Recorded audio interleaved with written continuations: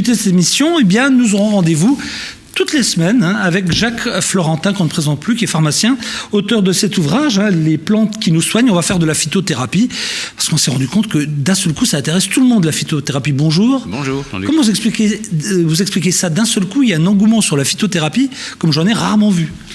Ça s'explique tout simplement parce qu'on est très bien pourvu en médicaments classiques, modernes, qui sont extrêmement efficaces, pour lesquels on a des effets secondaires, et on se rend compte que finalement, pour soigner des maux courants, on n'est pas obligé de passer par des molécules de synthèse, on peut très bien utiliser les plantes. Donc nos grands-mères avaient raison. Elles avaient raison, et puis en plus, même notre tradition pharmaceutique d'aujourd'hui, c'est une tradition qui remonte à 2000 ans, et l'industrie pharmaceutique n'a fait qu'au départ mettre en comprimé ou en gélule des extraits de plantes, et on a fini par trouver de nombreuses molécules dans les plantes, et c'est l'origine de la phytothérapie. Alors tout au long de ces semaines, on parlera de la sauge, nous parlerons de la menthe, nous parlerons du basilic. Aujourd'hui, on va attaquer le romarin ou la menthe plutôt la menthe. Alors on va commencer par la menthe. Alors la menthe, moi j'ai regardé un petit peu dans votre ouvrage, tout y est largement référencé.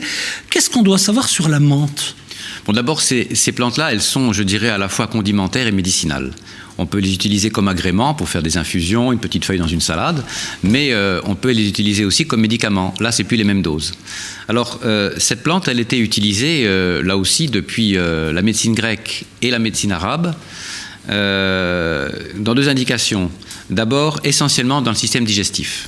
Essentiellement dans le système digestif, tout ce qui est douleur abdominale, spasme, colite, hoquet même, etc.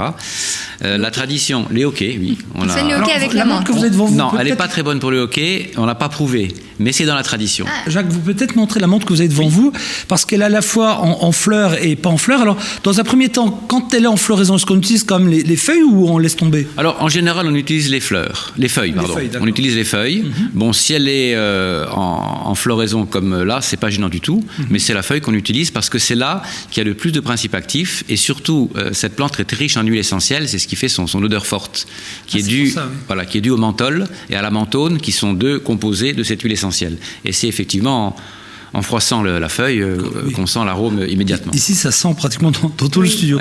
Un thé à la menthe, ça se fait avec cette menthe-là ? Alors, le thé à la menthe se fait avec Mentha piperata, qui est en fait une menthe hybride entre deux menthes, une menthe crépue et une menthe aquatique.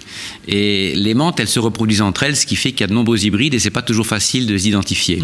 Mais on en a 4 ou 5 qui sont officiellement inscrites à la pharmacopée européenne, c'est-à-dire avec des critères de qualité et de contrôle pour toute l'Europe. Alors nous qui avons goûté ça, qui aimons ça, l'été à la menthe, on utilise quoi, les feuilles fraîches et puis on rajoute simplement de l'eau chaude, c'est ça ? Alors le thé à la menthe, ça sera les feuilles fraîches. Mais là, c'est un titre d'agrément. Et quand on va passer aux effets médicinaux, en fait, on va utiliser plutôt... Bon, si on est dans le jardin, on la prendra dans le jardin, évidemment. Mais sinon, on prendra des feuilles sèches. C'est quelle dose, alors, par exemple, pour une petite tisane, on prend quoi, 4-5 feuilles ? Entre 2, 5 et 5 grammes. Un peu plus. Un peu plus. Il faut quand même 2-3 cuillères à soupe par tasse. Ah oui, quand même. Les feuilles sèches. Et alors là, les propriétés qui ont été vraiment démontrées, antispasmodiques. Donc là, si on fait des tests sur un intestin de rat ou de Kobe, on s'aperçoit que ça calme les spasmes quand on induit des spasmes à l'intestin. Ensuite, on s'est aperçu qu'elle est cholérétique, donc elle va stimuler la fonction hépatique. Et puis qu'elle est sédative. Ça, c'est pour l'infusion.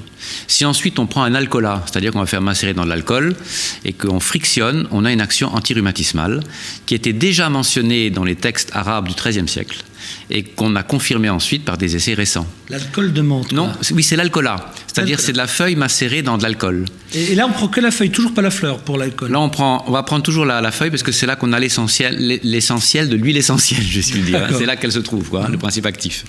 Et ensuite, on a l'alcool de menthe. Alors là, on connaît tous l'alcool de menthe qu'on peut utiliser dans un petit malaise passager. On va mettre une ou deux gouttes sur un sucre, etc. Et ça aussi, c'était mentionné, non pas dans les médecines anciennes, mais à partir du 19e. On l'utilisait dans les petites syncopes sporadiques, non graves. Et c'est une propriété qu'on a encore gardée, c'est un petit peu stimulant.